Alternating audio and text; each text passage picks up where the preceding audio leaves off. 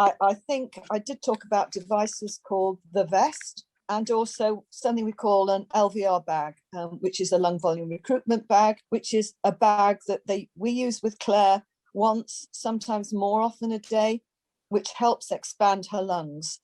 It's very non-invasive. It's pretty safe, and it helps expand those lungs. That's what you've got to try and do. You've got to try and stretch the lungs.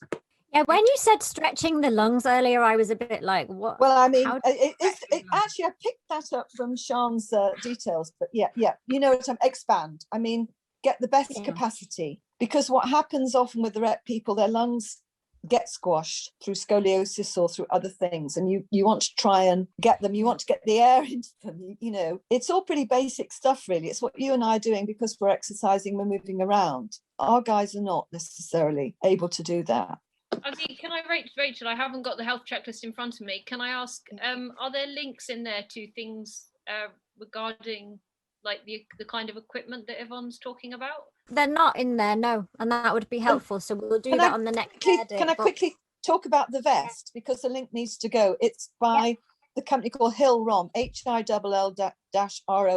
When Claire was really ill 2 years ago, when she almost died of pneumonia and sepsis, I put out a call, and thank goodness for the Rett population, to the American, well, I think it was the International Rett Parents link, and said, look, you know, our daughter's got these dreadful secretions. What are we going to do? We're getting desperate.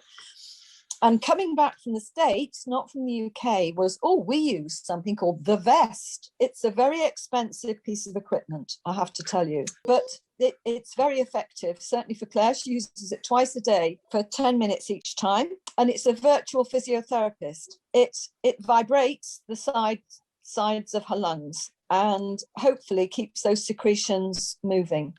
If you can push, if you're having respiratory issues, if you can push to get an oximeter, nag the life out of somebody to do it, because it's a real big thing. We were warned so many times that it's something that it's not going to affect her treatment. It's something that we don't need to be monitoring, and most parents are going to be obsessive over it. When you know that something's not going right, you need to know how bad it is rather than obsessing over it when things are right, which is what they were kind of getting at with me. You can buy little finger ones, no problem, off Amazon, Boots, anywhere like that nowadays. They were harder a few years ago, but £5-6, keep one in a bag if you take a bag out with anywhere like a feeding bag or anything.